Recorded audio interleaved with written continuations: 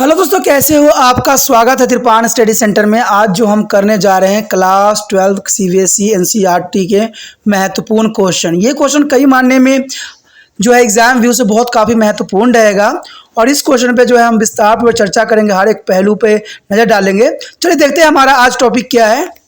आज हमारा टॉपिक जो रहने वाला है क्लास जो है 12वीं के लिए जो है पॉलिटिकल साइंस का सब्जेक्ट रहेगा और इसमें चैप्टर जो है हम दूसरा करेंगे जिसके ए पार्ट में दो ध्रुवियों का अंत। दोस्तों ये काफ़ी महत्वपूर्ण टॉपिक रहेगा, दो ध्रुवियों का अंत, जिसमें हम विस्तार पूर्वक सभी क्वेश्चनों पर जो है प्रकाश डालेंगे। ठीक है, लेकिन हमारा सबसे पहला क्वेश्चन यहाँ पर आया है शॉक थेरेपी। देखिए आज जो हम करेंगे शॉक थेरेपी के हर एक बात पे जो है डिस्कशन करेंगे। शॉक थेरेपी क्या है, शॉक थेरेपी का मतलब क्या होता है, इसका नुकसान क्या है और इसका परिणाम क्या है, तो सारी बातों को जो है विस्तार पूर्वक जानना आपके लिए बहुत काफ़ी फ़ायदेमंद रहेगा और ये एग्ज़ाम व्यू से भी काफ़ी महत्वपूर्ण रहेगा।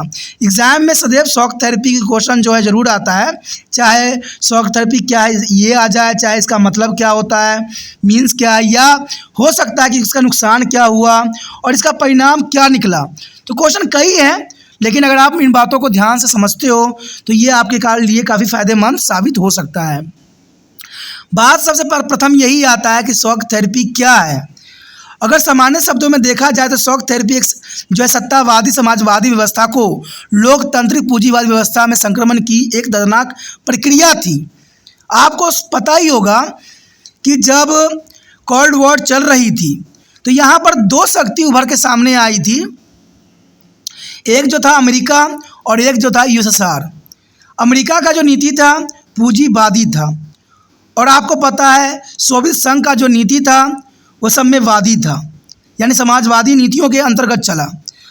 अब कोई आपको ज़बरदस्ती जो है आपको सत्तावादी यानी समाजवादी छोड़वा के पूंजीवादी का जो है अपनाने के लिए प्रयास करवाए तो ये दर्दनाक स्थिति होता है, क्योंकि कोई अपना जो है वास्तविक स्थिति नहीं खोता है। यानी देखा जाए तो यहाँ पर जो है पूंजीवादियों ने जो है समाजवादियों को बहुत ही प्रताड़ना दिया और बाद में उन्होंने ये कहा कि आप इस रूल रेगुलेशन को अपना लीजिए।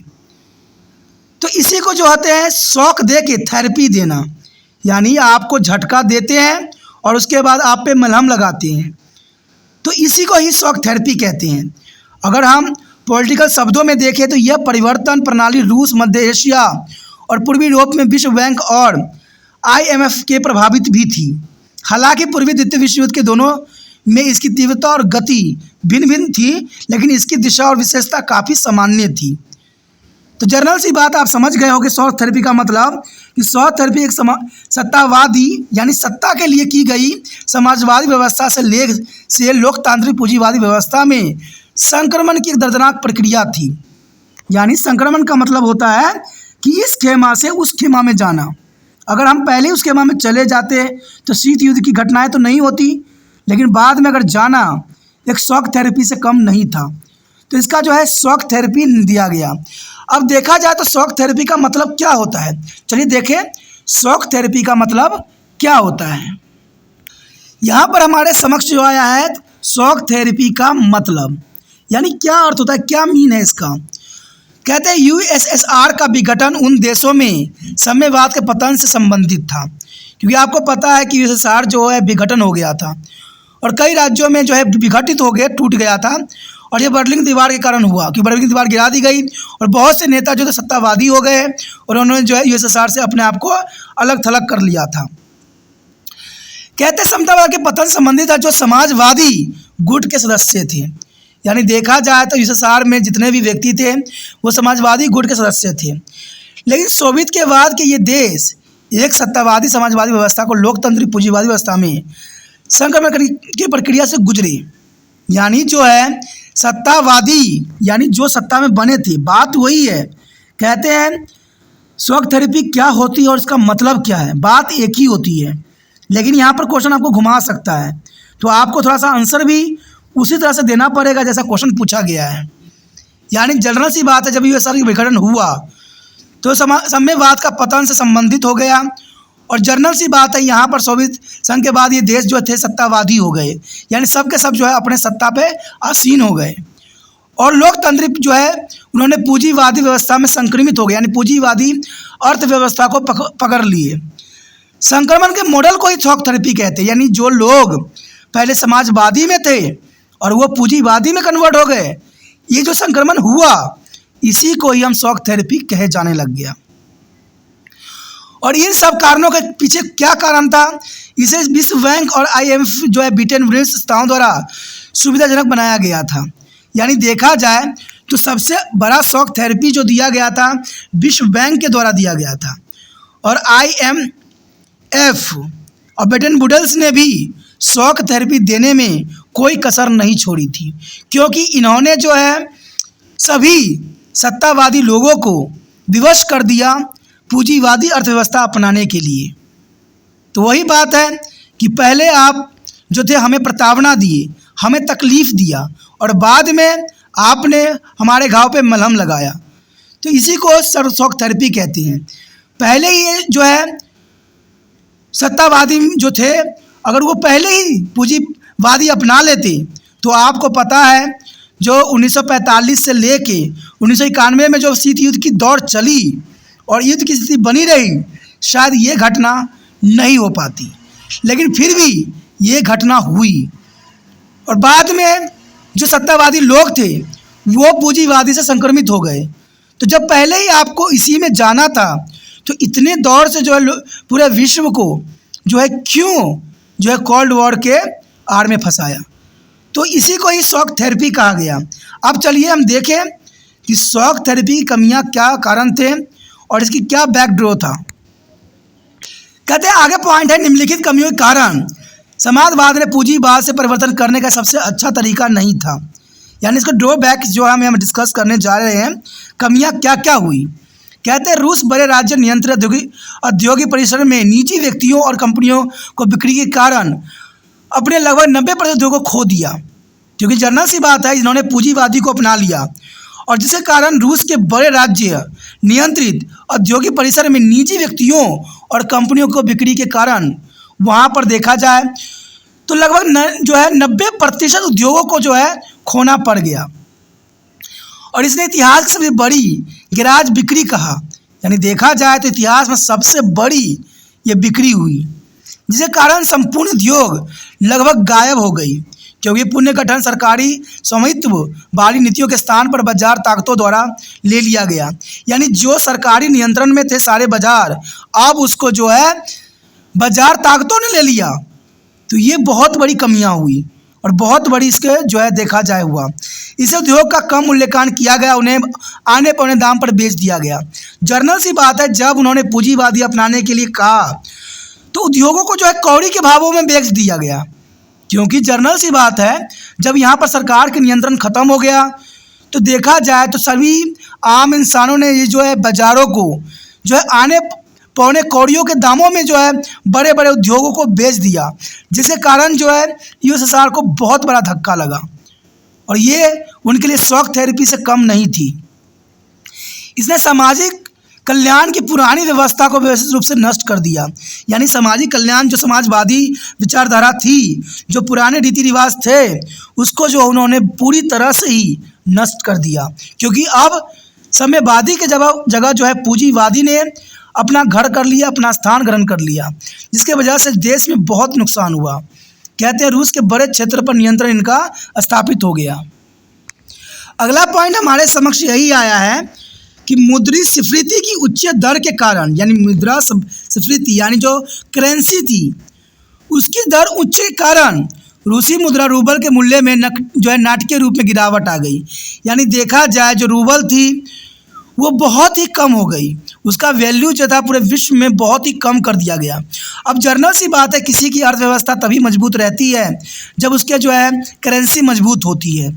तो देखा जाए तो जो रूबल चल रहा था उस क्षेत्र में, वहाँ पर जो है नाटकीय गिरावट आ गई, और 1989 से लेकर 99 के बीच रूस की वास्तविक जीडीपी में भी गिरावट आ गई। तो देखा जाए तो रूस को जो यहाँ पर बिल्कुल ही तबाह कर दिया गया, क्योंकि यहाँ पर जो है इसकी जीडीपी भी बहुत निचले स्तर पर आ गई। सरकारी सब्सिडी की वापसी ने समाज के बड़े हिस्से को गरीबी को धकेल दिया। यानी देखा जाए तो सरकार ने सब्सिडी वापसी जो वापस ले लिया उसने सब्सिडी वाली कहानी, तो इससे जो है गरीब लोगों को जो है और गरीब बना दिया। ठीक है, ये सारे के सारे कमियां थी और यह कई आर्थिक गतिविधियों को नियंत्रित करने के लिए माफिया के रूप में उभरा। यानी देखा जाए तो यहाँ पर जो है आम व्यक्तियों को जो सारा नियंत्रित जो है माफिया लोग करने लगे, यानी बुरे लोगों के हाथों में चला गया। तो ये बहुत बड़ा यहाँ पर जो है ड्रॉबैक देखने को मिल रहा है। निजीकरण ने कई असमानताओं को जो है जन्म दिया, क्योंकि निजीकरण सरकार जो सार्वजनिक थी अब निजीकरण कर दिया गया, और निजीकरण के करने के कारण जो था अमेरिका, देखा जाए बहुत से ऐसे देश थे जो इन देशों को जो है व्यापारों को अपने अधीन कर लिए, क्योंकि सारे के सारे जो है सेक्टर जो है निजीकरण के अंतर्गत चली गई। यानी जितने भी उद्योग थे सब निजीकरण में आ गई और असमानताओं को जन्म दे दिया, जिसे रूस और अमीर कहते, रूस को और अमीर और गरीब लोगों के बीच में विभाजित कर आर्थिक असमानता पैदा कर दी। यानी अमीर और अमीर हो गया और गरीब हो गया, जिसके कारण बहुत सारे असमानता पैदा हो गई। तो ये बहुत ही दुखदायक परिस्थिति थी यहाँ पर शॉक थेरेपी के अंतर्गत। इसलिए शॉक थेरेपी ने अर्थव्यवस्थाओं को बर्बाद कर दिया और पूरे क्षेत्र के लोगों पर जो है आपदा ला दी। यानी शॉक थेरेपी के कारण पूरा जो है रूस तहस नहस हो गई, क्योंकि सरकार भी तो यही चाह रही थी यूएसए सरकार ये चाहती थी कि रूस जो है ख़त्म हो जाए, और ऐसा ही हुआ जब इन्होंने शॉक थेरेपी की नीति को अनुसरण किया, और इसके कारण जो है पूरा यूएसएसआर जो है विघटित हो गई। अगर आगे हम पॉइंट पे बात करें तो शॉक थेरेपी के परिणाम क्या निकले, परिणाम क्या थे। देखा जाए तो शॉक थेरेपी सोवियत अर्थव्यवस्था के लिए एक वास्तविक झटका साबित हुआ, क्योंकि शॉक थेरेपी जो थी सोवियत अर्थव्यवस्था के लिए वास्तविक झटका यानी बहुत बड़ा झटका थी। इससे साम्यवादी अर्थव्यवस्था और क्षेत्र के लोगों को बर्बाद कर दिया। जो लोग साम्यवादी विचारधारा थे और जो साम्यवादी के अंतर्गत चल रहे थे, उनके अर्थव्यवस्थाओं के क्षेत्रों को लोगों को जो है बिल्कुल ही बर्बाद करके रख दिया, और इसके कारण राज्य नियंत्रित औद्योगिक इकाई ध्वस्त हो गई। राज्य के जितने भी औद्योगिक इकाई थी सब तहस नहस ध्वस्त हो गई, बर्बाद हो गई, और सरकारी उद्यमों को बड़े पैमानों पर निजीकरण हुआ। यानी जितने भी सरकारी उद्यम थे, सरकारी उद्योग थे, सबको जो है निजीकरण कर दिया गया। जैसे भारत में भी देख सकते हो कि अभी इसके समय जो है निजीकरण की जो है नीतियों को अपनाई जा रही है। सारे रेलवे हो, सभी हो, सरकार जो है निजीकरण कर रही है, बड़े बड़े कंपनियों को हाथों में सौंप रही है। तो कुछ कंडीशन उसी प्रकार से दिख रही है भारत में भी। और इसके बाद राज्य के स्वामित्व वाले उद्योगों को नीलामी हो गई। जो राज्य के स्वामित्व थे या राज्य के अधीन थे, वो सारे उद्योगों को जो है इन्होंने नीलाम कर दिया। जैसे विश्व इतिहास में सबसे बड़ा गैराज बिक्री कहा गया, यानी देखा जाए तो विश्व में सबसे बड़ी जो बिक्री हुई वो यूएसएसआर में ही हुई, जिसको शॉक थेरेपी के परिणामों के अंतर्गत देखा जा सकता है। और यहाँ पर देखा जाए तो मुद्रा स्फीति बढ़ती दर के कारण लोग गरीबी में धकेलने के कारण रूसी जो है मुद्रा रूबल में जो है बहुत काफ़ी गिरावट आई। ये भी इसके परिणाम थे। देखिए ये काफ़ी महत्वपूर्ण है, शब्द जो है बदले हुए हैं लेकिन है वही, सिर्फ समझने की ज़रूरत है। यानी देखा जाए ड्रॉबैक हो या परिणाम हो, कहते काफ़ी हद तक सेम ही होते हैं। ठीक है, तो इसमें समझना ही आपके लिए काफ़ी महत्वपूर्ण रहता है।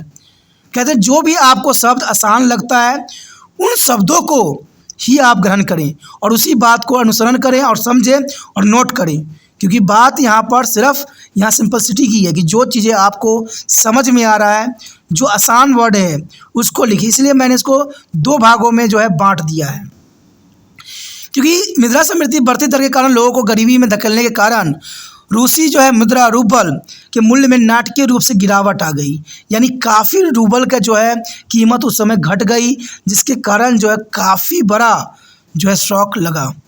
सरकार द्वारा सब्सिडी वापस लेने के सामाजिक कल्याण की पुरानी व्यवस्था नष्ट हो गई। यानी सरकार जो अब सब्सिडी के लिए वापस लेने से जो है पुरानी व्यवस्था जो चल रही थी वो बिल्कुल ही तहस नहस हो गई, क्योंकि ये भी उस सरकार की नीति थी। और इसमें अंतिम पॉइंट यही है कि इसने अमीर और गरीब के बीच जो है खाई का चौड़ा कर दिया। अमीर अमीर हो गए, गरीब गरीब हो गया, और इनमें आर्थिक विभाजन को और मजबूत किया। तो ये काफ़ी महत्वपूर्ण टॉपिक है। कहते हैं कोई भी क्वेश्चन आ जाए कैसे भी हो, अगर बड़े मार्क्स में यू है तो इससे अधिक पॉइंट आपको मांग ही नहीं सकता। ठीक है, दोनों पॉइंट एक जैसे ही है, इसलिए आप दोनों पॉइंट में से कोई भी पॉइंट जो आपको सरल लगता है उसको नोट करके आप याद कीजिए, और ज़रूरी भी है। क्वेश्चन बदला हुआ हो सकता है, कभी ड्रॉबैक में, कभी इसके सीक्वेंस में, या कभी आपके जो है इसके मीन्स में, या कभी आपके क्या है के रूप में, कोई भी रूप में क्वेश्चन हो जाए, इससे बड़ा क्वेश्चन कोई दे नहीं सकता और इससे आंसर कोई हो नहीं सकता। अगर ये क्वेश्चन आप याद कर रहे हो, समझ रहे हो, तो इसका मतलब जो है आपका एक क्वेश्चन अच्छे से तैयार हो गया। तो जनरल सी बात है, शॉक थेरेपी यहाँ पर आपको समझ में आ गया होगा। ठीक है, अगर आपको ये वीडियो समझ में आई, अच्छा लगा, अगर आप दिल से त्रिपाण स्टडी सेंटर के साथ जो है मदद करना चाहते हो, तो जितना हो सके इस वीडियो को जो है अपने व्हाट्सएप ग्रुप पे लगाइए, जिससे जो बच्चे आपके कांटेक्ट में होते हैं, जो +2 में होते हैं, उनको भी फ़ायदा मिल जाए। क्योंकि यहाँ पर इंग्लिश हिंदी दोनों ही माध्यम में है, तो उनको समझना थोड़ा सा आसान पड़ जाएगा और शब्द लिखी हुई भी है तो उसे वो देख भी सकेंगे। तो ये जितना हो सके शेयर कीजिएगा तो उनको भी भलाई हो जाएगा और आपका भी भलाई रहेगा। ठीक है, अगर पहली बार वीडियो देख रहे थे, चलो सब्सक्राइब करके अपने मोबाइल में अवश्य सेव कर लीजिए, क्योंकि आपको पता है कि 8 से लेकर MA तक के बच्चों के लिए त्रिपाण स्टडी सेंटर अग्रसर है और हमेशा आपको इसके अंतर्गत कोई ना कोई वीडियो कोई ना कोई सब्जेक्ट का मिलता ही रहेगा। सब्सक्राइब करने में ही फ़ायदा है। ठीक है, तो दोस्तों हम अगले वीडियो में मिलेंगे इसी पॉइंट के अंतर्गत।